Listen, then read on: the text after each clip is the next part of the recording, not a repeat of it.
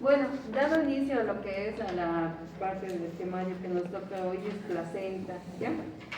La placenta, bueno, como ahí dice, mi nombre es la doctora Isidora Rosa, soy ginecóloga obstetra, también con la subespecialidad en materno-fetal.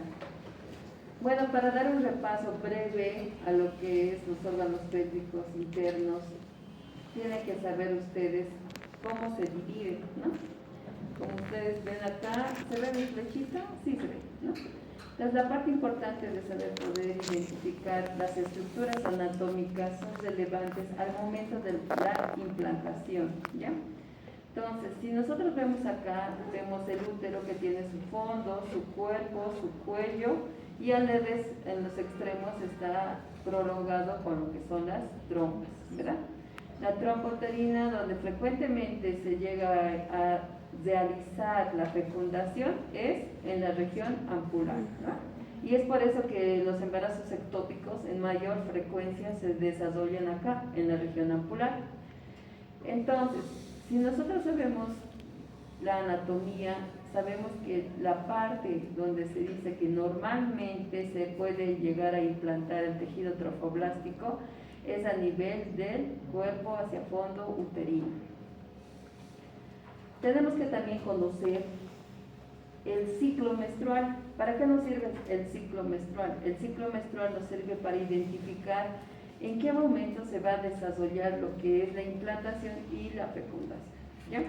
Entonces nosotros recordemos todos que el ciclo menstrual dura en teoría 28 días, del día 0 al día 28, como vemos acá.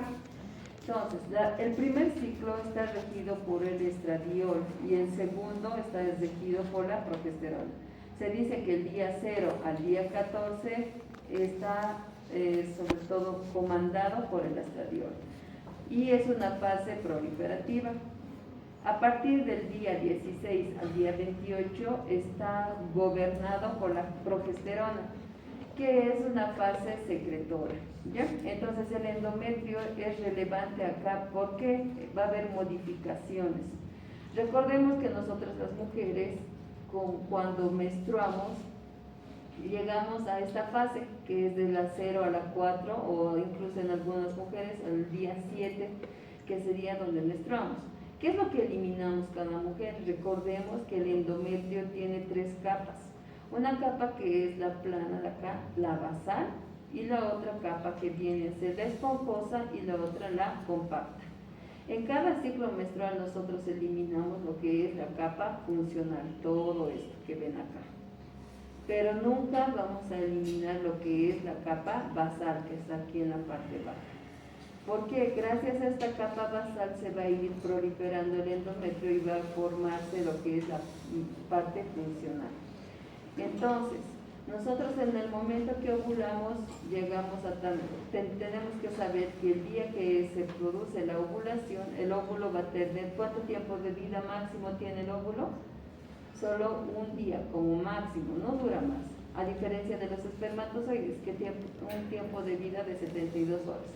Se dice que la fecundación se produce generalmente 2 días antes de la ovulación, ya tendría que haber estado el espermatozoide, donde se realiza el coito, o sea, las relaciones sexuales.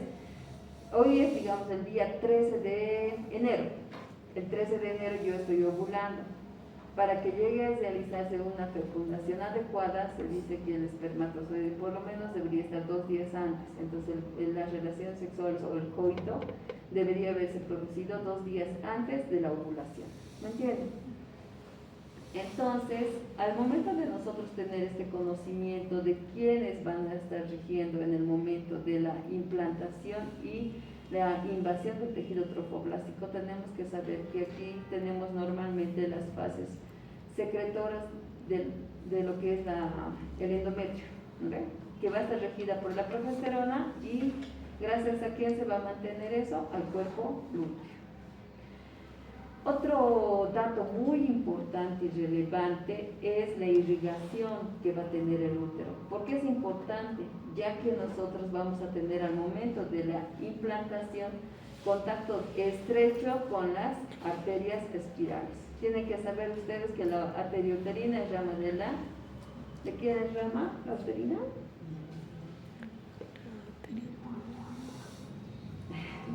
de la arteria ilíaca interna. Perfecto. Entonces, si nosotros venimos desde ahí, siempre partan de lo grande hasta lo más pequeño, ya hacia adentro. Entonces la ilíaca va a dar la uterina va a dar los que son las arterias arcuatas, estas van a dar las arterias radiales y estas van a ir formando lo que son las arterias espiraladas. A la vez, nosotros también tenemos que tener en cuenta que quien va a estar en contacto directo con el endometrio va a ser las arterias espiraladas. Por eso se produce la menstruación, ese sangrado, porque va a haber una isquemia a este nivel, como dice acá, mira. Las arterias espiraladas en la menstruación se contraen y forman isquemia y provocan el sangrado. Es por eso que se produce la menstruación, ¿ya?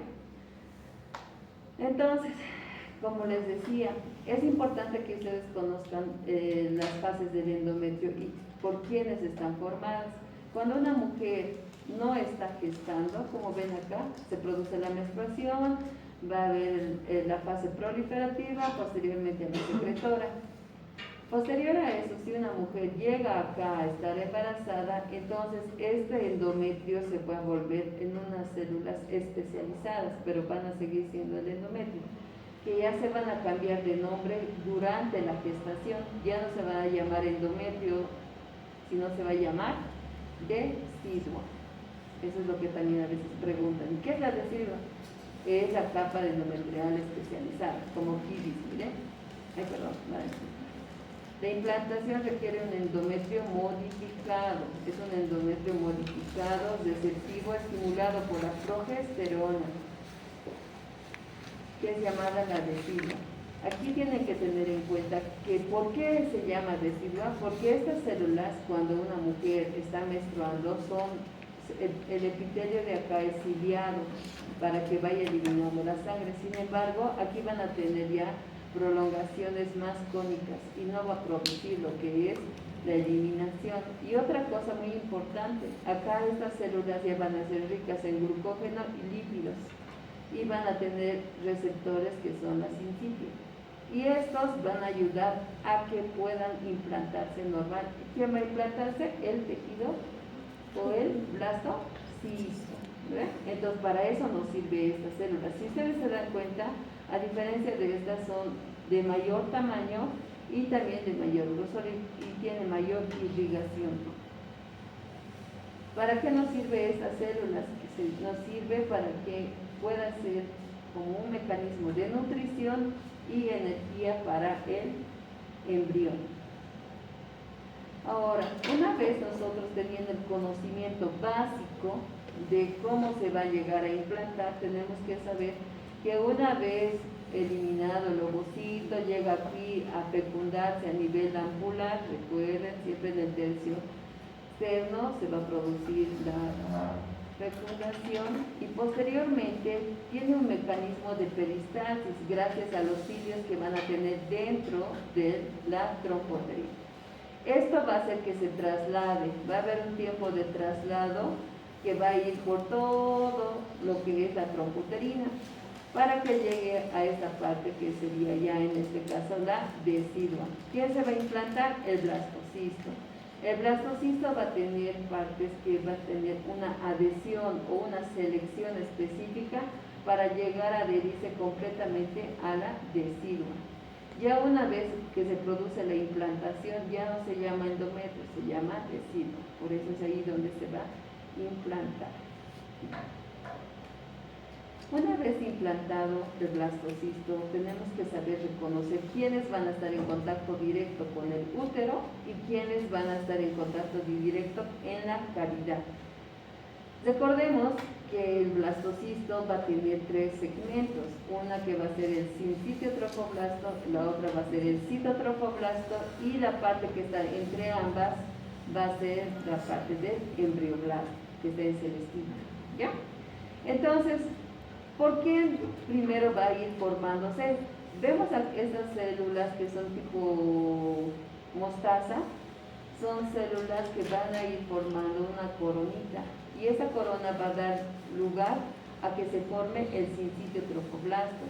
Este sincitiotrofoblasto trofoblasto va a estar en directa relación ¿con quién? Con la decidua, ¿ya? Y esta parte del sincitio trofoblasto va a estar en la forma externa. ¿Para qué nos sirve el sincitio trofoblasto? Nos sirve para poder adherirse y tener mayor penetrancia en el útero y no pueda ser, como se diría, eliminado, ¿ya? Se dice que posterior al día 24 del ciclo menstrual, el ciclo menstrual tiene 28 días. En el día entre el 20 al 24 generalmente se produce la implantación. ¿Para qué? Para que nosotros veamos que la implantación posterior a la fecundación, después de 7 a 10 días, ya es positiva la beta-HCG. ¿Y quién produce la beta-HCG, la hormona del embarazo? La produce el sincitio trofoblasto. Ese sincitio trofoblasto va a producir la hormona beta-HCG y esta a la vez va a hacer que siga produciéndose lo que es la progesterona. ¿Para qué? Para que se pueda mantener todavía el embarazo, ¿ya? Ahora también tienen que tener en cuenta que quien va a dar parte al embrión va a ser el embrioblasto y este citotrofoblasto va a dar lugar a lo que es el sincitio trofoblasto. Recordemos que nosotros cuando estamos en contacto directo y ya se produce la implantación, tenemos que saber diferenciar la decidua, lo que les decía hace un momento, que es el endometrio secretor especializado, ¿verdad? Este endometrio se va a dividir en 3 capas, que sería la decidua basal, la decidua capsular y la decidua parietal. ¿Dónde se localiza cada una de ellas? ¿Ven esta imagen? Sí, se ve, la flechita. Entonces, recordemos lo principal. Quien va a estar en contacto estrecho con el útero y el sincitio trofoblástico va a ser la decidua basal. Siempre la parte de abajo, recuerden, basal. Posterior a eso, quien va a envolver al embrión va a ser la decidua capsular. Y quien va a estar rodeando ambas va a ser la decidua parietal, ¿ya? Generalmente hasta las 11 semanas de embarazo, recuerden, hasta las 11 semanas de embarazo, hay este espacio que ven acá. Este espacio no es hematoma. Muchos en la ecografía que les hacen en el primer trimestre dicen, mira, tiene un hematoma por ese espacio negro que se ve en la ecografía. Sin embargo, recuerden que al ser un embrión pequeño no llega a completar toda la cavidad uterina. Es por eso que hay un espacio entre ambas, entre la decidua parietal y la decidua capsular. Es este espacio. Y este espacio es parte de la cavidad uterina. Se dice que a partir de la semana 14 a la semana 16 de embarazo, estas dos se fusionan. Ya no va a haber la decidua capsular, se va a funcionar con la decidua parietal. Es por eso que al fusionarse ya va a haber una formación también a la vez de 2 tipos de vellosidades, que son las vellosidades coriónicas y el tejido trofoblasto extravelloso. Si nosotros nos acordamos al inicio, cuando estamos ya llegando a la implantación, el tejido trofoblástico va a ir, el sincitio trofoblasto, como vemos acá en la parte de abajo. Este sincitio trofoblástico va a ir en relación a la decidua y al miliometrio. Sin embargo, las vellosidades coriales van a ir en relación a la formación de las vellosidades especializadas. ¿Quién es la unidad funcional de la placenta? La vellosidad corial, que sería la terciaria. Esa vellosidad corial terciaria es la que va a dar lo que es la unidad funcional que va a transportar la sangre hacia el feto.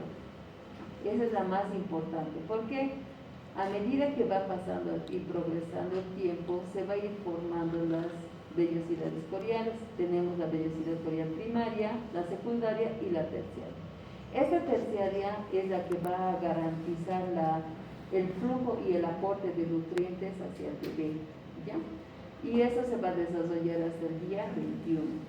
Otros también lo conocen como las oleadas de las vellosidades coriales, ¿ya? Es importante que sepan esto porque el tejido trofoblástico, cuando llega a penetrar a la arteria espiralada, Al inicio, cuando una mujer no está embarazada, la arteria espiraleada es así como esa recta.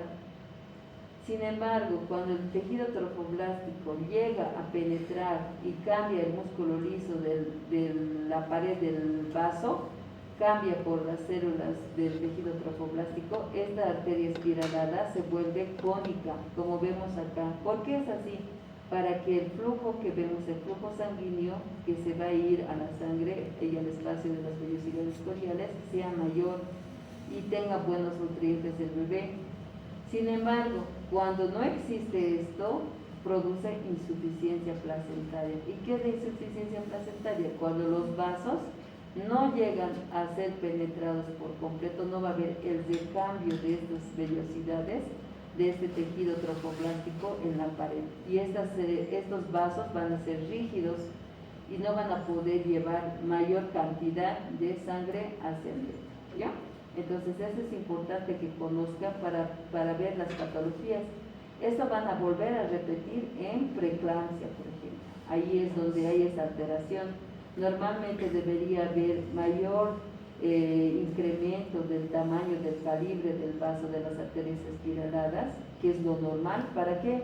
Para que tengamos baja resistencia. Sin embargo, en la preeclampsia no se produce eso. En la preeclampsia los vasos siguen siendo como este vaso rígido, no va a haber mayor distensión y la resistencia va a ser mayor. Y lo normal que tendría que ser, la resistencia tendría que ser menor y tendría que haber mayor espacio para que la sangre fluya sin tener ese impedimento o esa resistencia. Ahora, nosotros una vez que tenemos en cuenta, ¿qué son los cotiledones? Los cotiledones son acúmulos de las vellosidades terciarias. Todas las vellosidades van a ir formando los cotiledones, como vemos acá. Vemos acá hay tabiques. Entre un tabique y otro tabique existen estas vellosidades. Y estas son las vellosidades que van a formar el cotiledón. Ese cotiledón va a estar formado gracias a las vellosidades coriales. Estas vellosidades van a estar llevando la sangre hacia el quién, hacia la arteria o hacia la vena. Hacia la vena. Vamos a mi flechita, está. Vemos acá, ¿ve? Este es un cotiledón que está formado por las vellosidades terciarias. Estas van a llevar el flujo sanguíneo de la madre hacia el feto por la vena umbilical. Va a llevar sangre oxigenada. Del feto va a retornar la sangre, por eso las flechitas ven hacia este lado, que es por las dos arterias. Esa diferencia de los adultos. En los adultos hay dos venas, una arteria. En el feto, en la vida intraembrionaria, lo que vamos a ver es que va a haber dos arterias, estas arterias, y una vena, a diferencia del adulto. ¿Ya? Eso también tienen que verificar. ¿Qué más aquí? Bueno, eso en general. Como vemos acá, la unidad fetoplacentaria que ustedes tienen que identificar va a ser uno. Este es el bebé o el feto, que va a estar unido por acá por el cordón umbilical, se va a venir hacia la placenta. Esta placenta, ¿cómo va a ser los vasos? Los vasos van a llegar a irrigar y van a terminar entre las vellosidades coriales y el espacio intervelloso.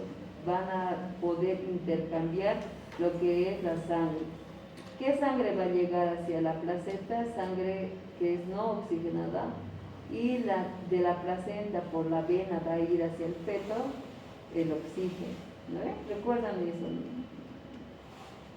Como vemos acá, sangre fetal, sangre materna.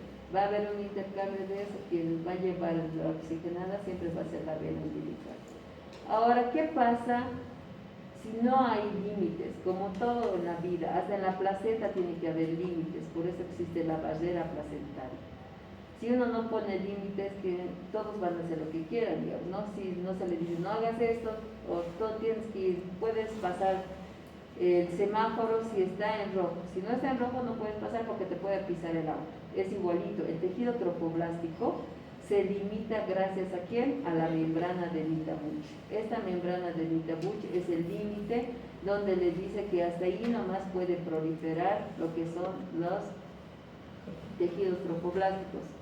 ¿Qué pasa si la mujer tiene múltiples heridas en el útero? Tiene cesáreas, tiene legrados, ya no tiene esta membrana de Nitabuch que le ayuda a poder decir que no puede atravesar el tejido trofoblástico. Y ahí se forman patologías que igual la van a ver en acretismo placental. No existe esta membrana de Nitabuch, lamentablemente, y el tejido trofoblástico dice, no, pues no hay quien me impida que yo pase, entonces sigue pasando y provoca lo que es la membrana, el acretismo placental. ¿Ya?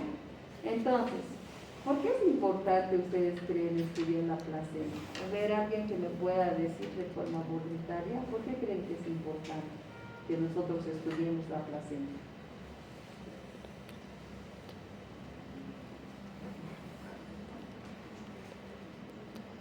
¿Bien? Se dice que la placenta, al igual que nosotros los adultos tenemos el riñón, ¿verdad? El riñón es quien nos ayuda a desechar todos los tóxicos que llegan a nuestro cuerpo. Entonces, por ejemplo, la urea es tóxica. ¿Quién lo elimina? El riñón. ¿Verdad? Al poder nosotros orinar, eliminamos todo lo malo en nuestro cuerpo. Es igual la placenta. La placenta, cuando ve que lamentablemente a veces hay algunos tóxicos que llegan a producirse, es la placenta que va expulsando desde el feto hacia la madre lo que es los tóxicos, y la madre obviamente por la orina lo va a eliminar. Entonces, como vemos acá, el órgano fetoplacentario, que es la placenta, es un órgano endócrino, es un órgano que también va a ayudar a la formación del líquido amniótico. Al inicio del embarazo, quien está encargado de formar el líquido amniótico es la placenta. Solo ya se forma a partir de la semana 16 el líquido amniótico, en mayor proporción la va a formar la orina del feto. Pero antes de eso, la placenta se encarga de formar el líquido amniótico. ¿Ya? Entonces también contribuye a medida que va formando mediante el amnios, va a ir formando el líquido amniótico. También, como bien dice acá, va a ser el que va a transportar los nutrientes y el oxígeno de la sangre materna hacia la sangre fetal. La placenta va a ser quien va a desechar el dióxido de carbono y los desechos como la urea por la sangre materna.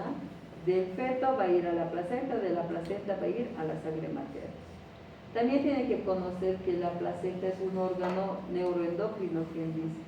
Es un órgano endocrino porque va a producir el lactógeno placentario. ¿Para qué sirve el lactógeno placentario? El lactógeno placentario va a producir que tengamos nosotros aumento del crecimiento del feto posterior a las 28 semanas.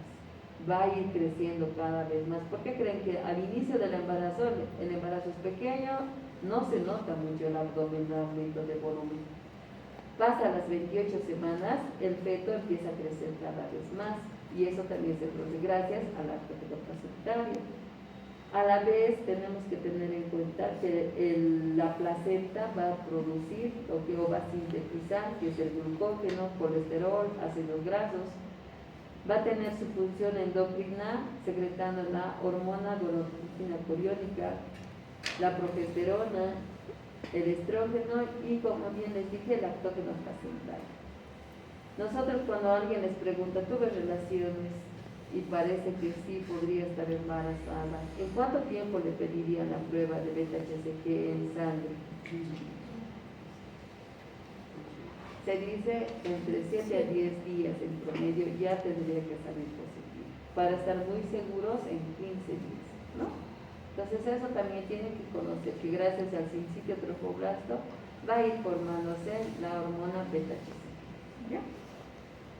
Entonces, como bien les decía, vamos a ir formando lo que son, la placenta va a tener las vellosidades coriónicas, estos a la vez van a tener el tejido residual, que va a ir formando los tabiques placentarios. Estos tabiques placentarios van a ser quienes van a dividir estas vellosidades y las van a formar en cotiledones. ¿Cuántos cotiledones generalmente hay en una placenta? Se dice que hay de... ¿Cuánto? ¿2 cotiledones? No. Ajá. ¿Cuántos cotiledones? Lo normal es de 18 a 40 cotiledones. Hay otros libros que los refieren como de 18 a 25 cotiledones. Siempre tienen que ver el libro base de la cátedra, que sería la de William y la de Schwartz, Sanneval, ¿no?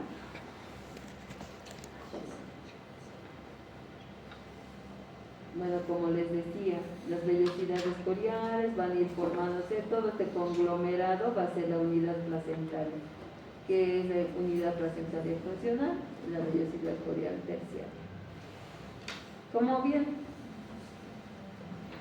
¿para qué nos sirve también la placenta? Nos va a servir de protección, porque si nosotros tenemos un golpe directo con algo, primero la placenta va a servir como un amortiguador hacia el bebé.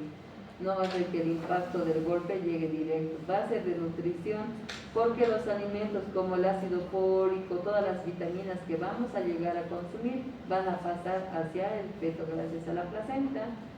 La de respiración, excreción y producción de hormonas. Como vemos acá, tiene diversas funciones, ¿no? El espacio intervelloso es principal al momento de poder producir ciertas sustancias y eliminar los desechos.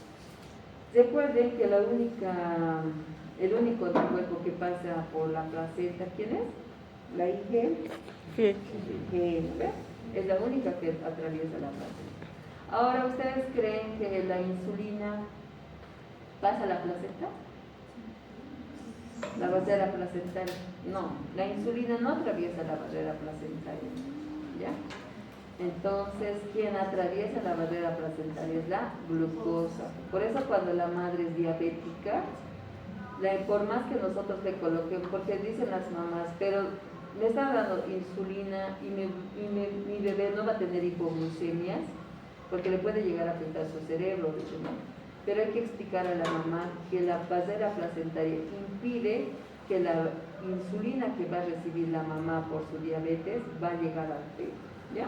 Para que ella también esté tranquila, porque toda madre siempre a veces es lo primero que te preguntan, ¿y no le va a afectar a mi bebé? Porque hay diferentes sustancias que sí van a atravesar la placenta y también los virus.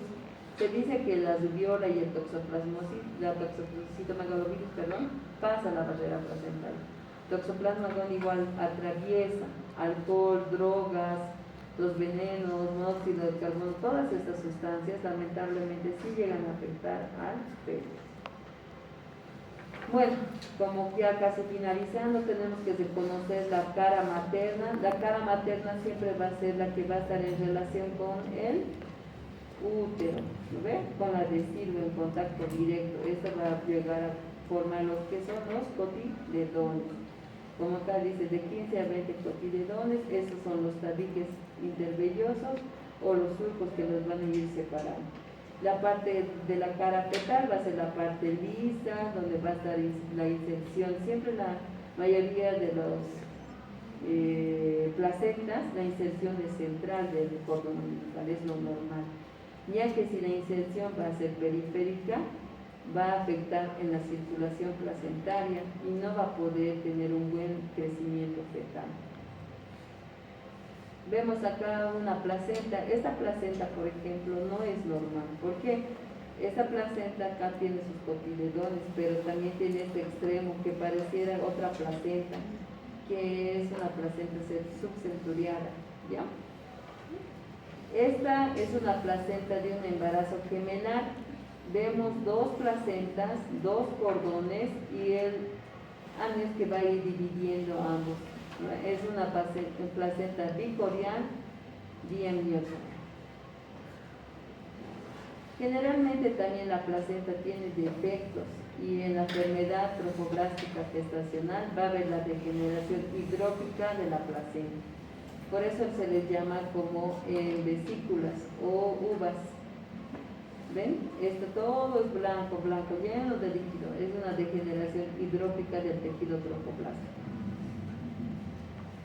Ahora vamos a ver otra patología. Como hace un momento les dije, si no existe esa membrana de Mitabuch que va a dar un límite al tejido trofoblástico, va a llegar a penetrar. Lo normal es, vean, mira, este es el músculo, la placenta, este es el endometrio o la decidua y este es el útero.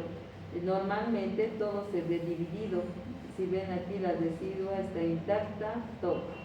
Mientras en el acretismo placentario, la placenta ya atraviesa esa decidua, ya tiene contacto directo con el miometrio.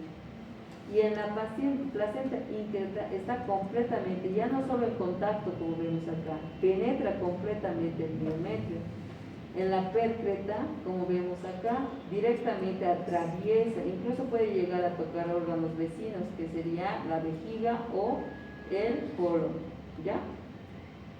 O incluso el sexo.